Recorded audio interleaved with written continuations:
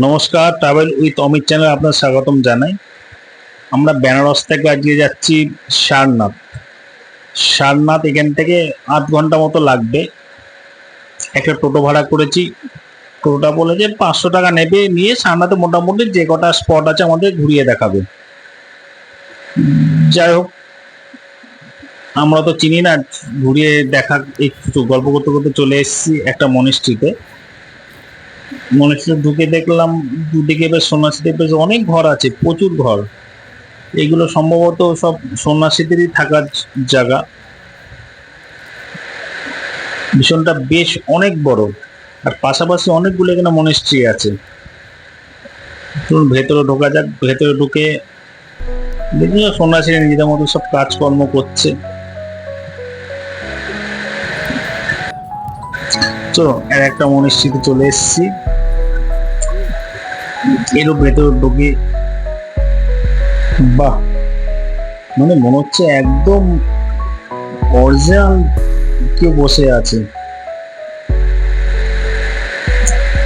ভেতরটা একদম চুপচাপ, এখানে কোনো রকম চিল্লামিল্লি কিচ্ছু নেই, একদম খুব শান্তির জায়গা। দেখুন, বিরাট একটা বৌদ্ধ মূর্তি, না অনেক বড়, কি সুন্দর। একদম ভেতরটা একদম নিস্তব্ধ, কোনো কথাবার্তা কার কিচ্ছু নেই। অনেক বৌদ্ধ মূর্তি আছে এখানে, পুরো চুপচাপ। বেশ বড় ছোট ছোট ছোট ছোট ছোট কত বৌদ্ধ মূর্তি, না অনেক, সব পরপর সব রাখা আছে। কি সুন্দর।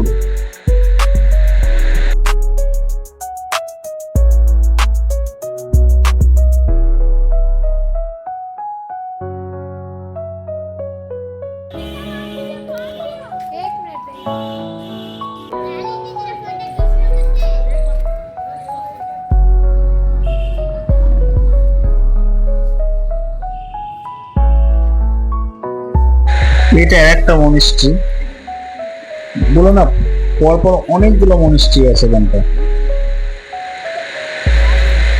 এটা হলো একটা শিব মন্দির, একটু ওপরে সিঁড়িতে একটু ওপরে উঠতে হবে। চলুন মন্দিরের ভেতরটা গিয়ে দেখি।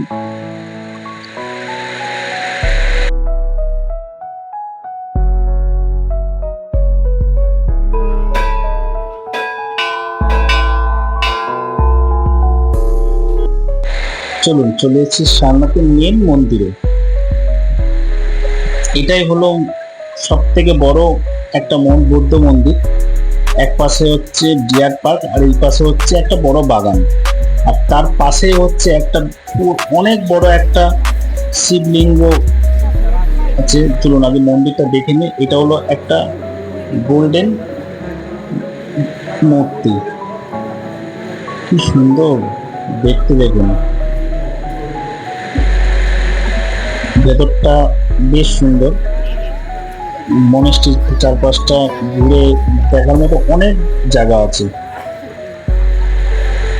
চলুন একটু ফটো তুলুক, আমি একটু ঘুরে দেখাই।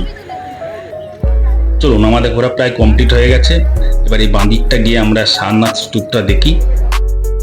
এই যে দূরে দেখা যাচ্ছে সারনাথ স্তূপ, অনেক দূর থেকে দেখা যায়, ভীষণ বড়। এই সামনে যাওয়া যায় না, এখন পুরোটা ঘিরে দিয়েছে, ঘিরে গেট বন্ধ করে দিয়েছে।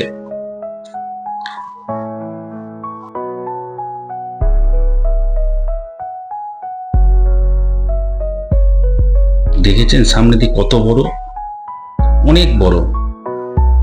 চলুন, আমাদের মোটামুটি কমপ্লিট হয়ে গেছে। এবার আমরা বেনারসে ফিরে যাই।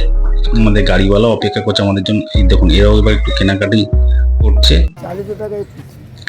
কেনাকাটি করুক। আমি ততক্ষণ গাড়িকে ফোন করে ডাকি,